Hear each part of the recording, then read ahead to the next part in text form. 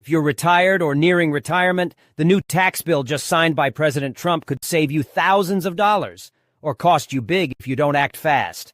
With 88% of retirees no longer paying tax on Social Security benefits and massive changes to deductions, this 900-page bill is packed with opportunities that have strict deadlines. In the next few minutes, I'll break down exactly how this affects your retirement income, which new deductions you can claim, and most importantly, the critical deadlines you cannot miss if you want to maximize your savings. Welcome to Financial Area, where we cut through the complexity to give you clear, actionable financial guidance. If this helps you save money on your taxes, hit that like button and subscribe for more retirement planning insights. Let's start with the biggest headline from this new tax bill. The White House is claiming that 88% of retirees will no longer pay tax on their Social Security benefits. Now, before you get too excited, let me explain what's really happening here. The tax rules for Social Security benefits themselves haven't actually changed. What's changed is the standard deduction, and this is where the magic happens. For 2025, the standard deduction is jumping to $15,750 for single filers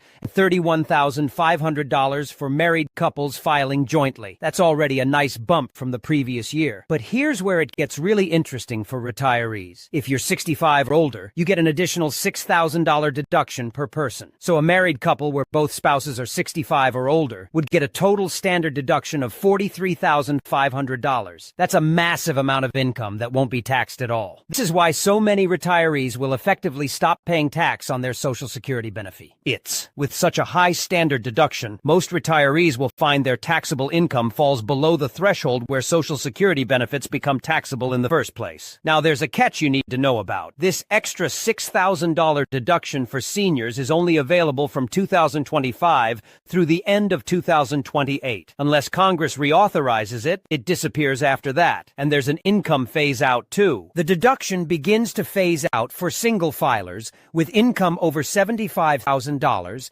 and for married couples with income over $150,000. Another major change that's particularly important if you live in a high-tax state is the increase in the state and local tax deduction, commonly called SALT deduction. Before 2017, you could deduct the full amount of state and local taxes you paid from your federal taxable income. The 2017 tax bill capped this at $10,000, which really hurt people in states like California, New York, and New Jersey. The new bill raises this cap dramatically. For 2025, the SALT deduction cap jumps to $40,000. This is huge relief for high earners in high-tax states. However, like many provisions in this bill, it's temporary and will expire in 2029. There's also a phase-out for high incomes. The benefit begins to phase out for households earning between $500,000 and $600,000. If you earn over $600,000, the benefit disappears entirely. If you live in a high-tax state and have substantial income, this could save you thousands of dollars in taxes over the next few years. But remember, it's temporary, so you'll want to plan accordingly. Now let's talk about some brand new deductions that didn't exist before. Starting in 2026, you'll be able to deduct charitable donations even if you take the standard deduction. This is a game changer because most taxpayers now take the standard deduction,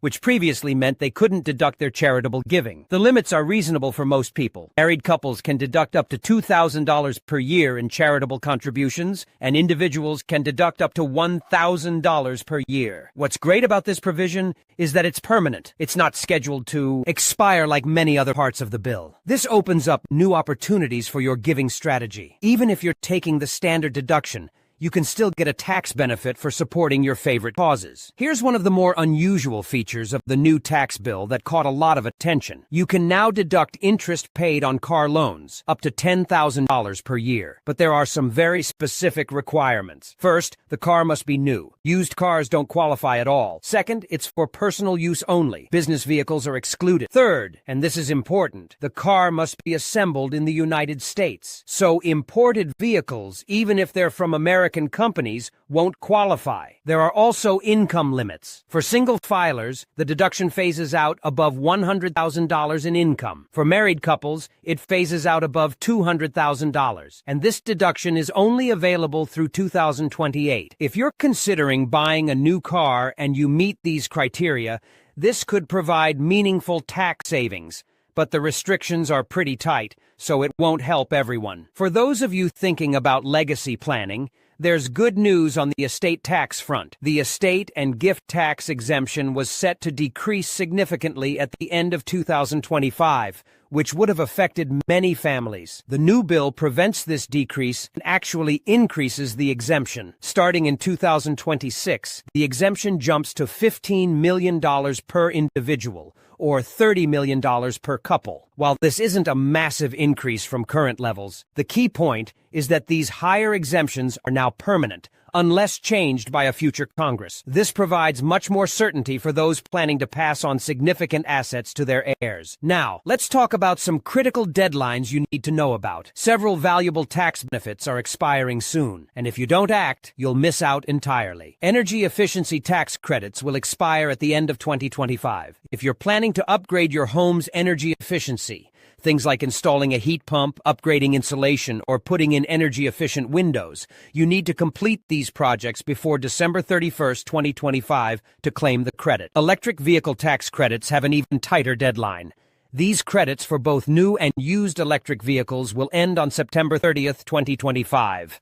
If you're considering purchase. Seeing an electric vehicle, you have less than 3 months to take advantage of these credits. The child tax credit is also increasing to $2,200 per year for each child under 17, starting in 2025. This might not affect retirees directly, but it could impact your adult children or grandchildren. With the current tax rates and deductions set to remain in place for the next few years, retirees and those nearing retirement have a unique opportunity to optimize their tax situation. This is what I call the tax window of opportunity. If you're considering taking distributions from your IRA, realizing long-term capital gains, or doing Roth conversions, the next few years may be the best time to do so. The higher standard deduction and lower tax rates can help minimize your tax liability on these moves. For example, with the much higher standard deduction, you might be able to take larger IRA distributions than you normally would without pushing yourself into a higher tax bracket.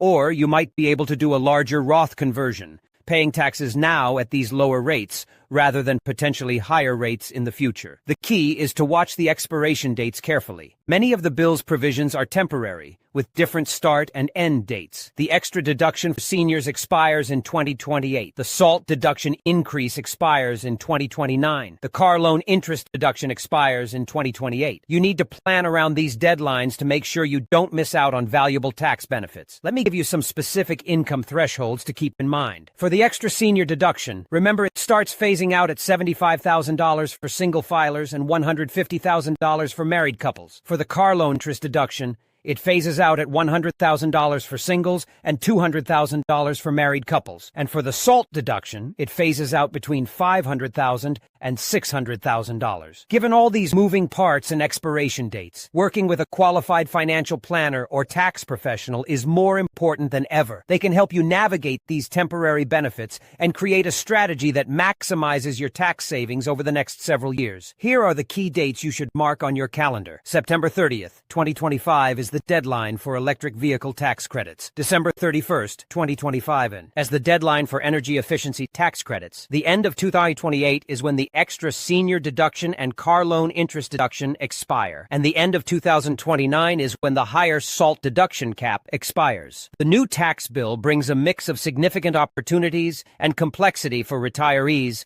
and those nearing retirement. The higher standard deduction will benefit most retirees, especially those over 65. The temporary nature of many provisions means that proactive planning is more important than ever. If you found this breakdown helpful, make sure to like this video and subscribe to Financial Area for more retirement planning insights. And remember, while these changes offer great opportunities, the deadlines are real. Don't wait too long to take action on the benefits that could save you thousands of dollars. What questions do you have about how these tax changes affect your retirement? Drop them in the comments below, and I'll do my best to address them in future videos. Until next time, keep planning smart for your financial future.